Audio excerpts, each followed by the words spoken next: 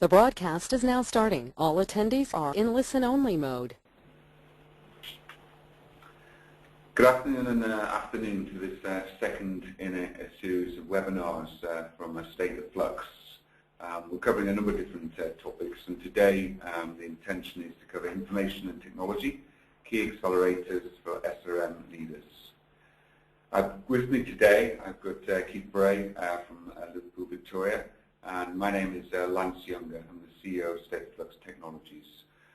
We're intending to go through a couple of different things during the course of today. Just as a quick admin before we start, all the lines are going to be muted for the duration of the webinar. Please feel free to ask questions as we go through the webinar via the question board. It's actually a good amount of time to kind of run through all the questions, and we'll endeavour to answer them as best as we can. The agenda for today, we're going to cover three areas. Firstly, I'll go through a little bit about our perspective on how SRM can be accelerated using technology and information. Then Keith is going to share some of his experiences during the last couple of years at Liverpool, Victoria, and the journey he's been on there. And then we'll finish off with a kind of an open Q&A session, as I mentioned, which will hopefully provide a little bit of colour to the slides that we'll go through now. And we'll finish in about 45 minutes, hopefully. So, just as a bit of background before we get into the detail, over the last 5 years, State of Flux have completed a number of research studies on supplier relationship management. And last year, the survey went out and was completed by 405 companies, over 500 individual people. Part of that research assessed organizations' progress across 6 different pillars, looking at the value proposition, looking at stakeholders, looking at processes and governance, looking at technology and information, looking at people, and finally looking at structure and culture. Why I make reference to this, because there was some interesting findings that came out from there. One was that there was a clear group of leaders, around about 45 organizations, that basically demonstrated not only greater capability, but also greater results.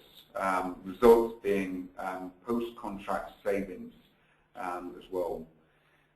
There was most amount of progress in the area of governance and process, which for us is a bit of a leading indicator. It means that a lot of organizations have been investing time and effort in creating those guidelines, the policies, the ways of working. And now they're starting to look at the ways by which technology, but also people, can effectively try and support those processes. That was a second finding, was that basically 2 areas that were had the most room to develop were indeed technology and people as well. What was refreshing for us at the same time was it was still clear that there were some very focused areas where people believed SRM could deliver value. Reducing risk, improving access to innovation, improving performance, improving compliance, and then also becoming more of a customer of choice. And that leads us on to the first area we'd like to cover. Why do this? Why invest in technology to start off with? From our perspective, from both the research that you see a little bit of here, and then also what we see in our working with clients, is that basically those leader organizations, which are around about 10% of the population, basically are investing significantly in technology. There's a correlation there between leadership and technology investment. The second is that those organizations that are investing or believe they've got very strong information technology capability are twice as likely to deliver more than 8% in post-contract savings. Indeed, 30% of those organizations received over 8% in savings. We also see those leading organizations have basically access to being a customer of choice. So that customer of choice equates to access to the A team from your suppliers, potential access to greater innovation on a first to come, almost first served basis, and greater collaboration and joint investment as well. So there's a clear reason to do this. There are some barriers, as with anything in life, there are some barriers, and we look at this from two perspectives. Again, the research here showed that whilst there was a number of barriers for SRM, that lack of functionality and use of IT systems, was a barrier called out by about a third of the population.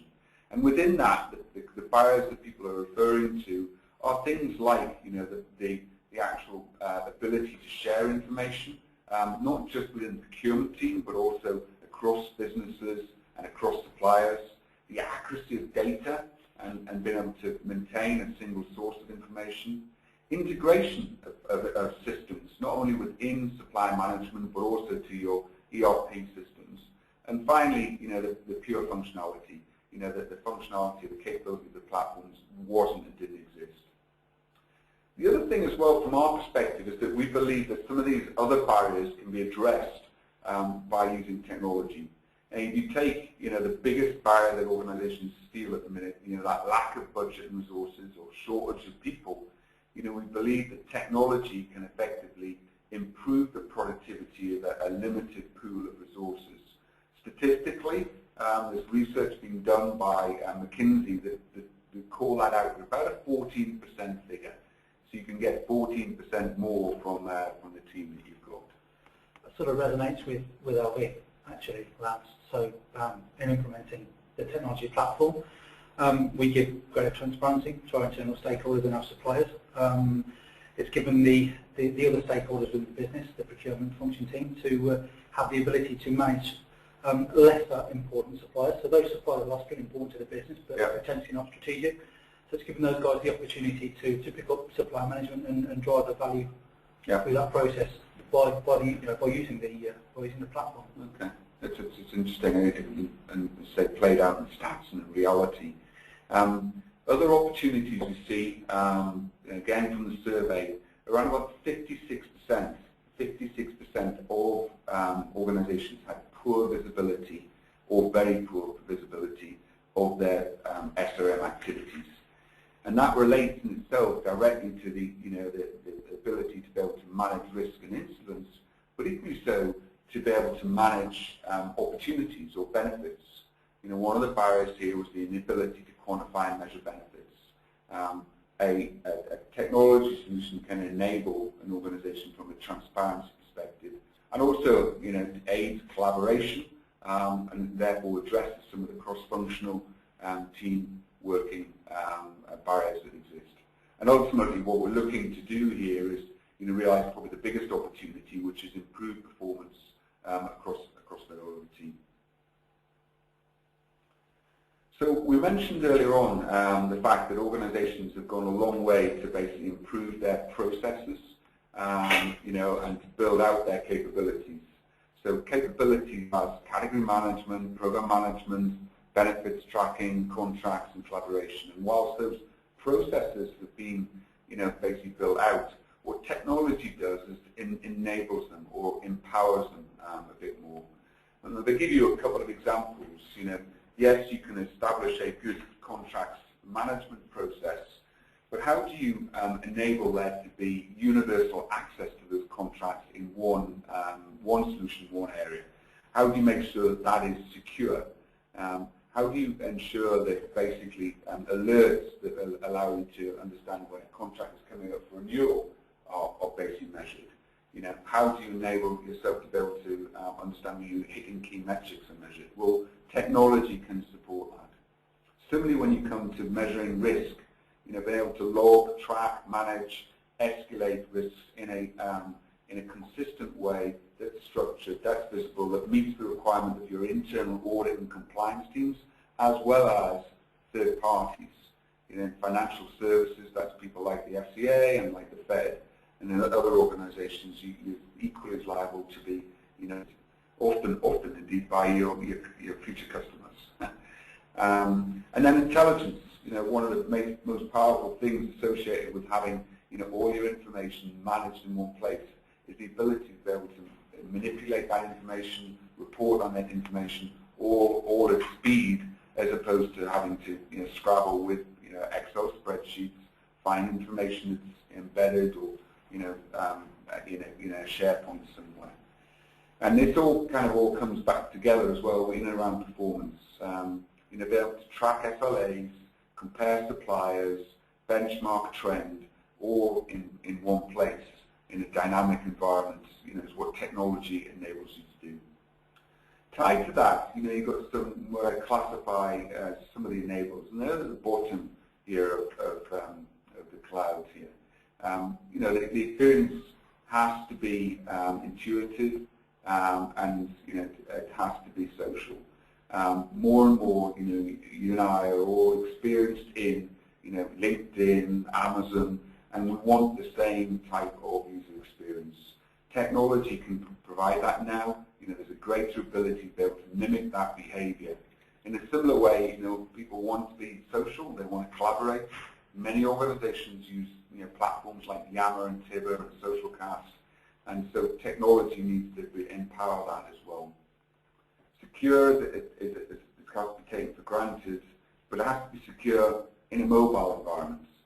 You want to be able to work on your tablet, you want to be able to input KPIs and performance when you're on your iPhone, and that's a key enabler. Equally so is that software as a service or platform as a service.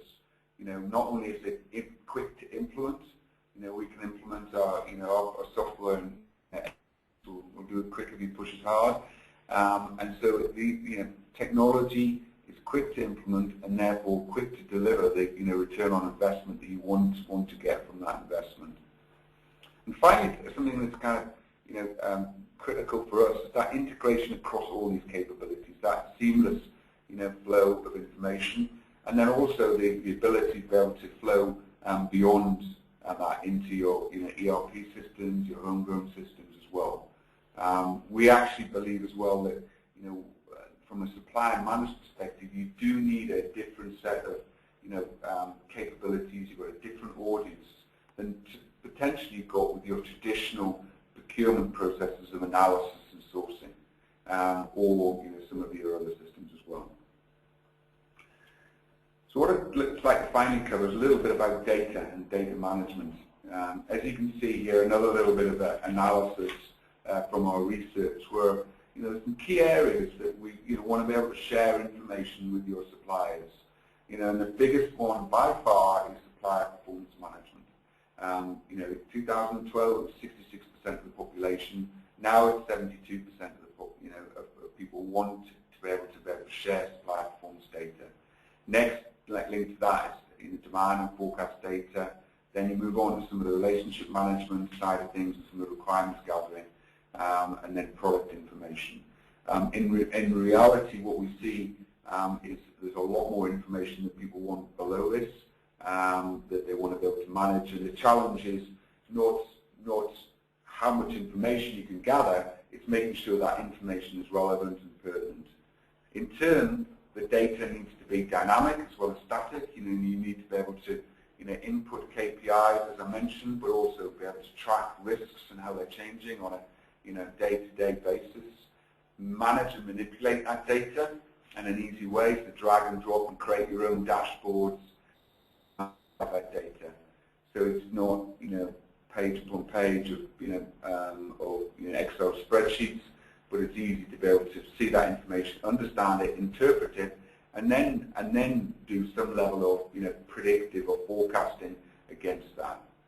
Information needs to come from one source, be real time, where relevant, and be accessible. And ultimately, to tie this all together, you want to be able to pull the information and act on it, and therefore generate that collaboration, generate the results, and improvement in performance. So that, for us, we see technology and information being a key enabler. It supports big SRM change programs. It acts as an accelerator, both giving you sustainability, scalability, across a number of different areas.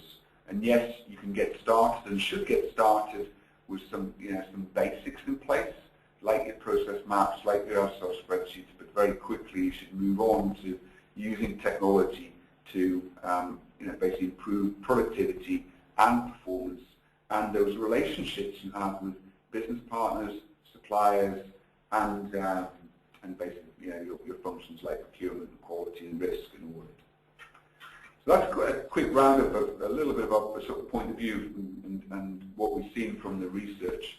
I'm going to hand over to Keith now. He's going to take us a little through his experience as well. Great, thank you very much, Lance. So hi everyone. If we just take a brief look at the slide that's up at the moment. So this is the supply management framework that was introduced at LV 2.5 years ago now. Sets out the common sort of constituent parts, from segmentation through to risk management, a cost and management environment, and sort of finishing with a relationship management profile. The data that sits and feeds into this predominantly comes from the technology platform that is implemented by State of Flux. It's also worth noting that this is we created an intranet which is a self-service experience for internal stakeholders.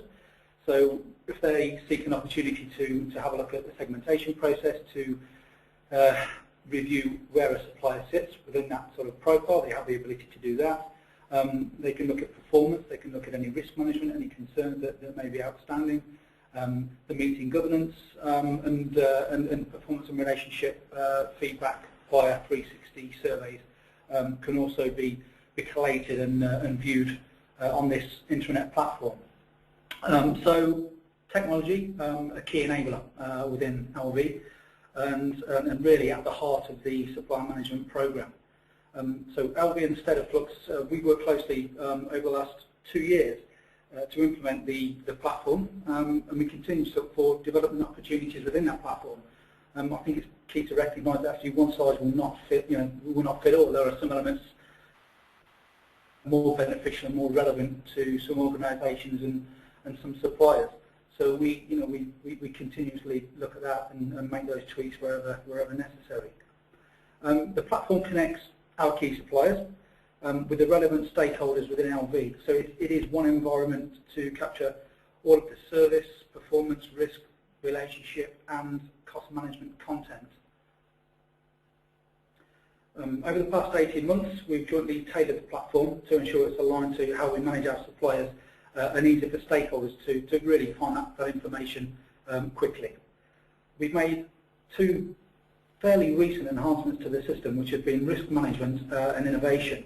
But if I can, I'd just like to briefly touch on three key highlights of the programme, and let's sort of see how technology has helped in the form of risk management, relationship, and finally innovation. So I think common to many financial service companies, there's an information security questionnaire. It's issued annually. A number, if not all, of the suppliers within the business. Generally, and at LV, this was certainly a huge document. So an Excel spreadsheet, potentially sort of north of 150 questions. So the experience within LV to actually issue that, keep it up to date with version controls, send that to the supplier, and review and make those sort of changes with the risk is an enormous task.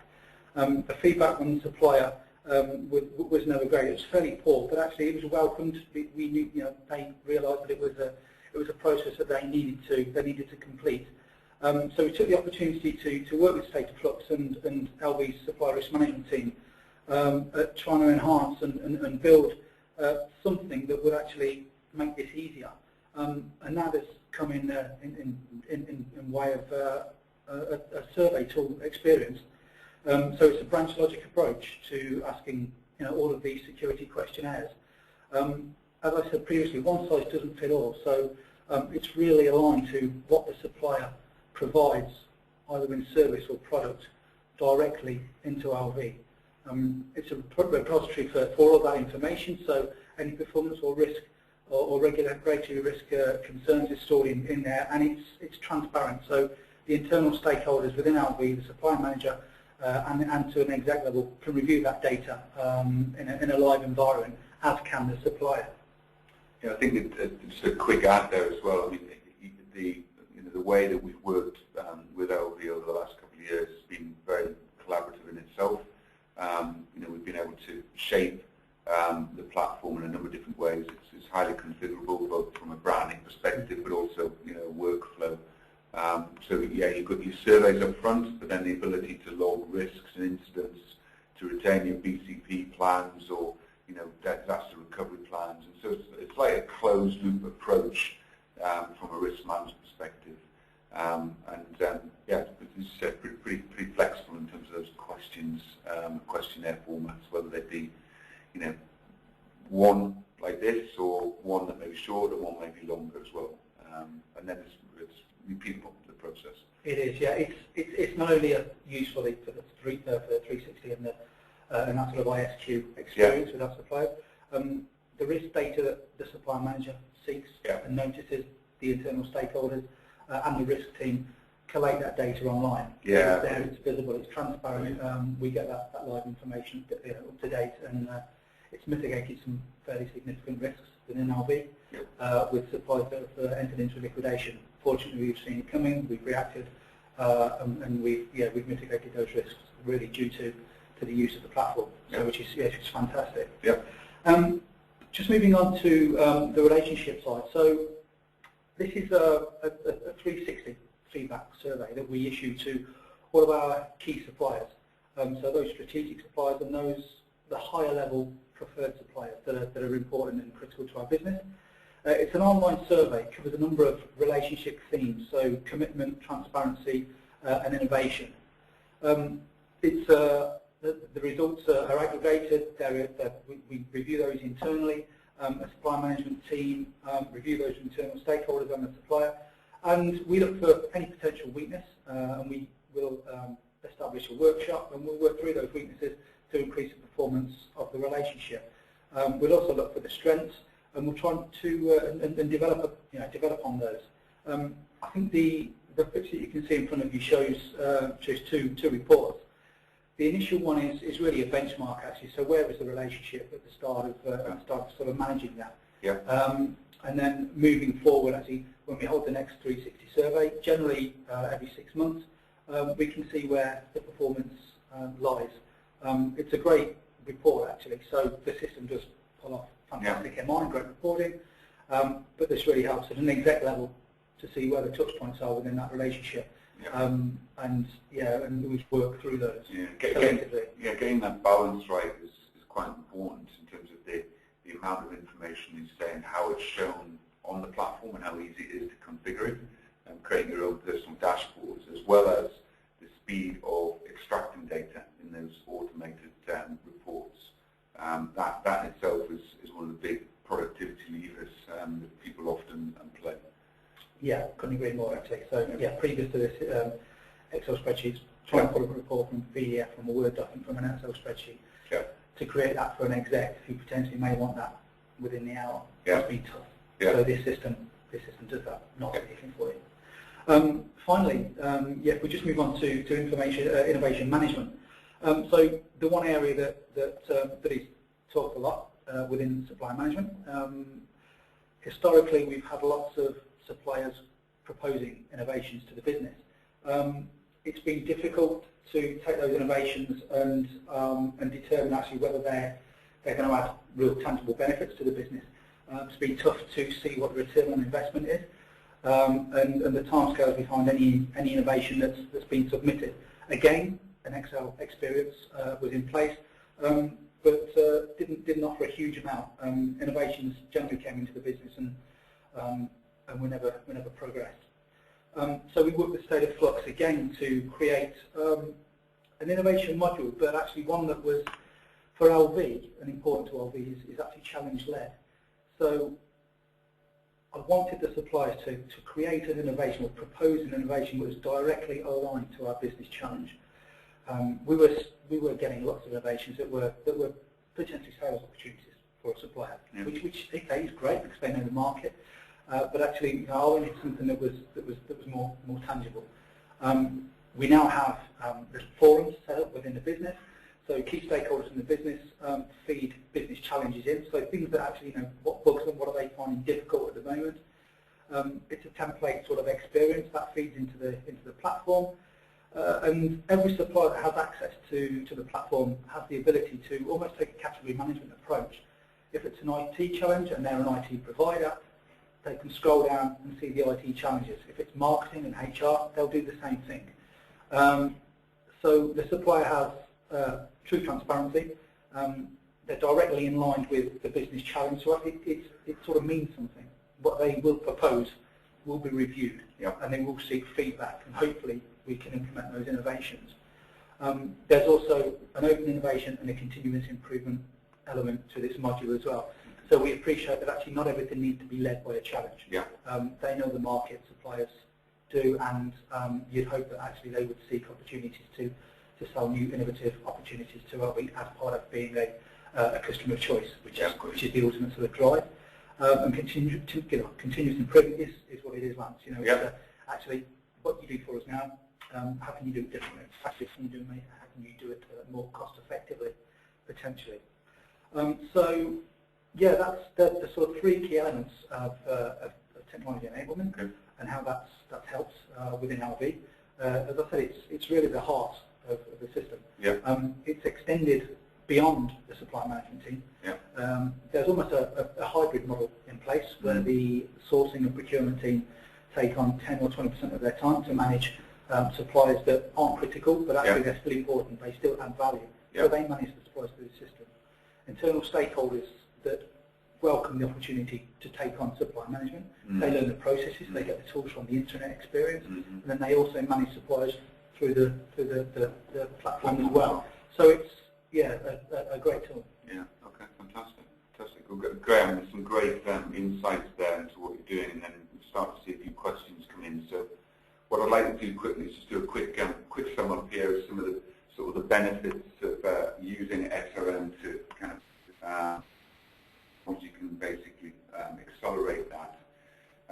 They kind of group themselves in a couple of different areas. To start off with is what technology can do is provide a focal point. It provides a place for people to go, and in so you can kind of embed, your best practices, and it's easy for people to know, well, that's where I'm going to go to follow A, B, and C process. And that structure extends itself into, escalating and reporting, and then supporting itself as well through, policy, regulatory, and compliance requirements. For us as well, there's that clear line of sight, that ability to, yes, you're using a single source, but also you're creating the natural link between, your contract you establish and then the performance you manage against that, as well as any risks that you link in. And importantly, the relationship that overlays into that as well. Anytime, anywhere, by anyone, pretty important as well. Important that the business can get access. His subject matter experts can get access. The guy from quality, the girl from audit, have that ability to access when they need to, how they need to in a secure environment.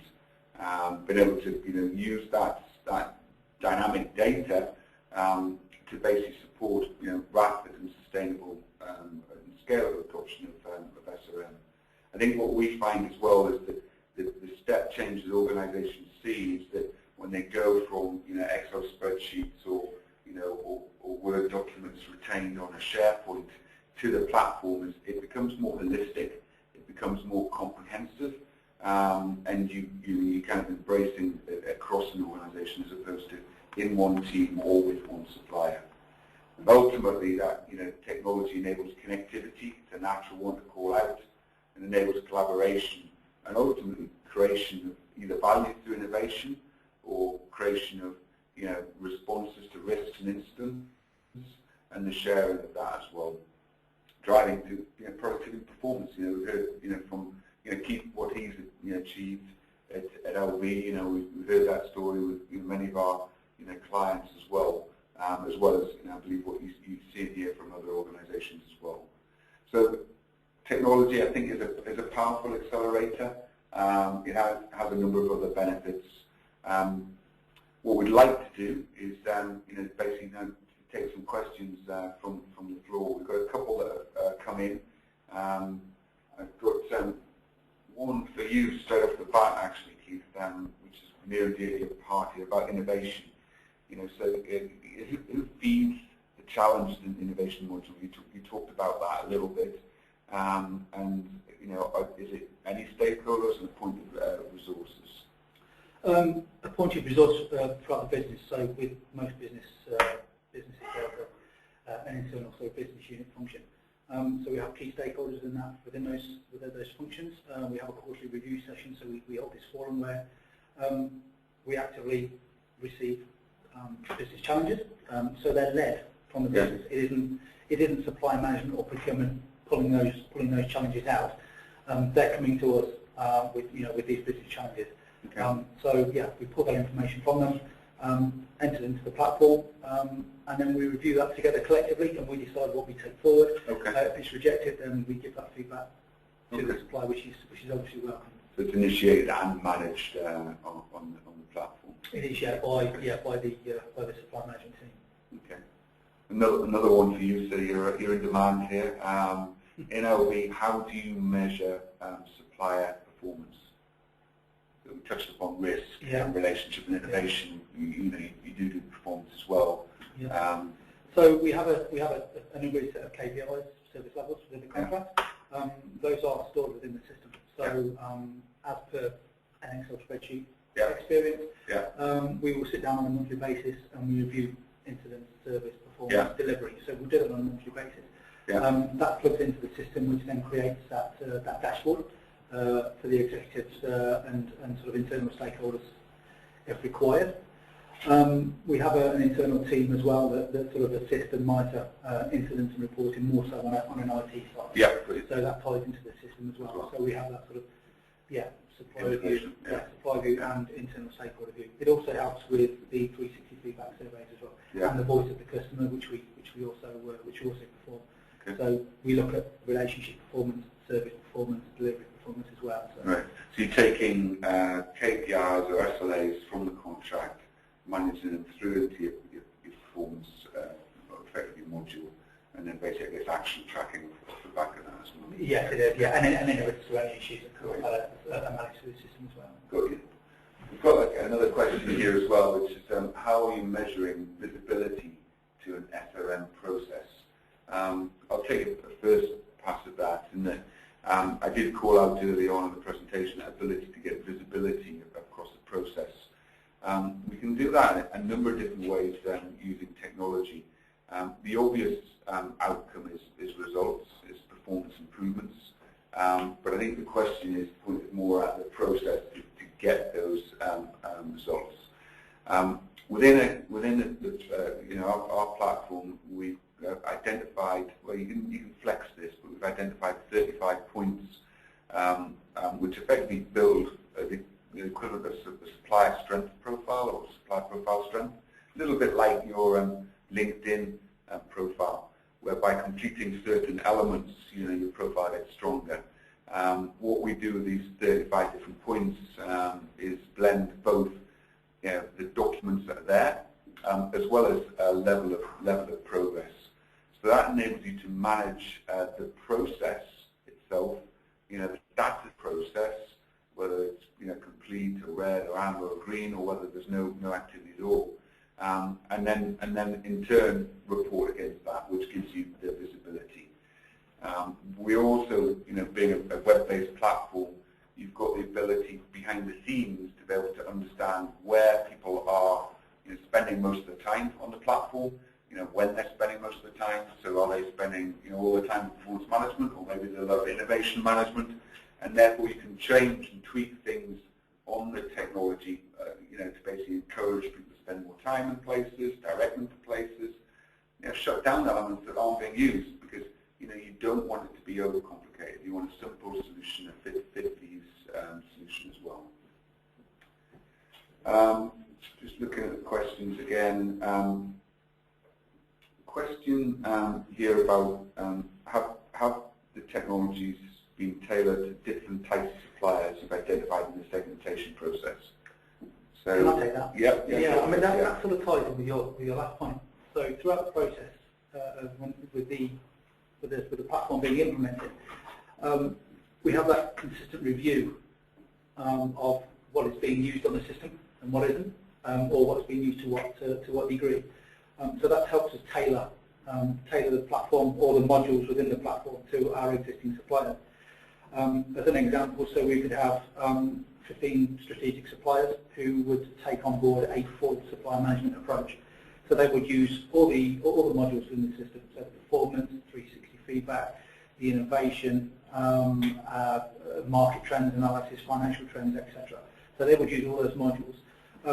The suppliers that are still important and still add value and innovation to the business will use a lighter touch version of the platform. So again, going over the last 12-18 months, we've noticed that actually some of the modules weren't being used, so we've taken the opportunity to switch those off and bespoke it. But again, making it fit to how we want to manage suppliers. One size will not fit all, so actually it's fluid. You can change it and make it fit. That's sort of how it has worked through the segmentation process. So strategic suppliers feed into that full managed approach, and those other suppliers that are important just take a light touch. Okay. I mean, there's another quick question that's come in. Did you know that the number of suppliers included or was it open to all? So you've answered that question to a degree in the segmentation. There's a similar question. I'll probably try and touch on both of these. So it will be a large number, but out of the 1,200 suppliers that I'll be out, the system by sort of Q2 this year will have 900 of those on the system. It sounds like a huge amount. We're not managing those for obvious reasons, let alone resource. The risk management and ISQ process means that actually every single supplier that has one of those surveys needs to be on the system, which is great because we can capture those risks. If there are significant risks that appear from any of those, then they're on the system, it's transparent, and then we can start, as a supplier management team, taking time to manage that. It's funny as well because risk and innovation don't choose you by the size or the criticality of you. You know, they can often come from the small supplier as well as the big supplier. Big being big, risk or spend or whatever. So we don't seek innovation from the large suppliers. Initially, it was okay. Well, it must treat it well. Go look for innovation. Well, actually, within LV, we have the term to fail fast. So if there's an innovation that is entered into the business, if it works, we want to implement it quickly. If it fails, we want it to fail quickly. The system allows that. Great. And just benchmark-wise as well, most organisations, I think there's a fact from our survey, it's about 50% of organisations have between 25 to 50 as their strategic suppliers. From my perspective, I always feel that the number's too big, and you're better off starting small for a couple of different reasons. One, you start small, you're more successful in maybe the genuine strategic suppliers, and then you can kind of go a little bit larger. You talk about 1,200 suppliers with you. I mean, if you're an organisation that's got 100,000 suppliers, then of course, you're going to have more strategic suppliers. But then in that instance, you may be taking it on to another level when it's JVs, and you have significant outsourced relationships. It really depends on how you define strategic. It is a supplier that is critical, they're high risk, high spend, or the potential to drive innovation. So it really depends on how you define that. Here's a good question, which I'll take. Is there a minimum business size necessary to understand to support the benefits of SRM? Cost benefit related to turnover type of business. From our perspective, the advent of sort of software as a service or platform as a service increasingly allows the cost to implement technology to be a lot lower, and the ROI to be a lot higher. So you're not talking about a multi-million-pound investment in a P2P platform. You're looking at a niche, solution. So there probably is a minimum size. We deal with companies that only spend 20 to 30 million on their suppliers. Now, granted, the majority of that is with one big supplier, then there is a tail. But it demonstrates the fact that because of the cost to implement and the cost to run being so low, you can get an advantage from it. So, yeah. A question that got asked in one of the previous sessions, which I think is kind of related to that, you know, is what are the hooks for a business case? You know, what are the things? We talked a lot about the benefits here. You know, what are the tangible things that you can go and speak to the CFO or the CIO about when you're talking about an SRM business case? And I don't know whether to start with you, LV. I mean, I've got some anecdotes myself. Yeah. So myself. Yeah. Joining the business to determine what the opportunity, what the size of a supply management team could be, what the capability really needed to look like, and try and define what the value, what the real tangible benefits and the value was to add. Yeah. I was lucky in the fact that my CIO recognised the importance of a procurement function. He just got it. Yeah. We took that to the board with a paper to recruit the team with the right capability. But actually, it's completing that procurement sort of life cycle. Yeah. So procurement, and we were aware that they cut the deal, they negotiate and implement the contract, and the contract generally sits in the drawer, and it's never developed or innovations and driven through that. So we took the opportunity then to pick up some of those existing contracts, those relationships, and create a relationship and increase performance. So we looked at cost, we looked at service, we looked at delivery. We aligned executive stakeholders with the right governance and the right frameworks, with the right internal stakeholders across the business. A real collaborative approach, and really over the last 2 years, 18 months, 2 years, we've really got traction, and supplier innovation sessions are happening. So you know we've got guys coming over from Silicon Valley to hold innovation sessions with LV to drive out business challenges and become sort of first to the market. We're getting access to the key .the and a couple of things that I often see in a business case as well is there's been some incident or some significant risk, or there's an audit or regulatory requirement. You know, the incident, you know, typically it's not a 10 or 20,000 loss, it's it's 100,000 loss, and there's some level of reputation that's been affected. The other side is a little bit linked to your innovation and commercial side. That right up front we talked about those leaders, those people that are investing in technology, effectively are basically seeing a greater net delivery of post-contract savings. So we talked about between 6 to 8%. Twice as many people are receiving that, and 30% of those leaders are receiving those as well.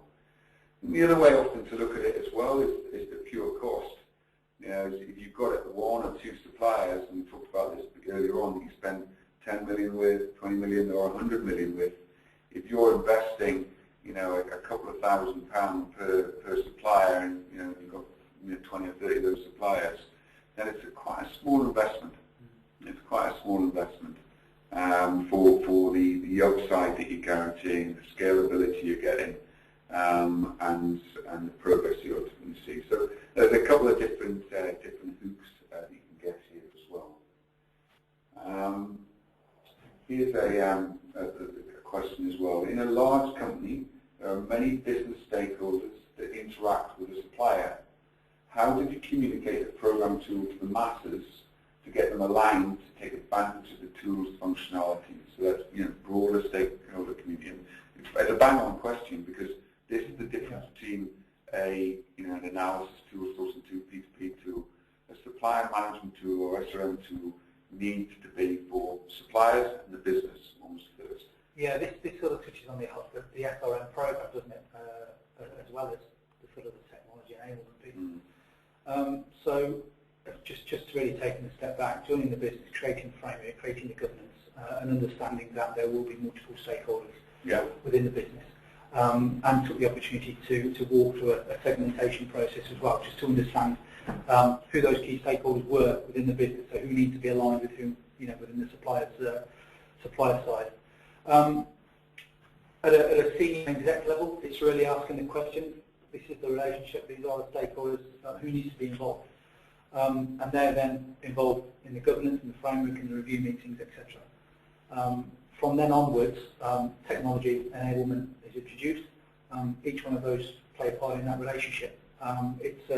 Communication is sort of a key, actually to the whole implementation being a success. Excellent. Yeah, I mean it is important. You're right from the start, especially the executives. The survey showed that that you've got 3 stakeholder groups. You've got your senior executives, you've got your operational stakeholders, and you've got the suppliers. Those executives basically have twice as much impact, that they're brought in, and that can, as you said, fall throughout the organisation. So thanks very much for all the questions. We managed to cover most of them during this session at the end here. Please feel free to reach out to myself directly or contact us via the information that Keith has kindly offered as well. As if anybody wants to connect with him, via ourselves or via LinkedIn, please feel free to do that. Yeah, once again, thanks so much for your time. Hopefully you found it interesting, and watch out for the next webinar, which will be coming out soon as well. Okay, thanks again. Thank Bye you. now.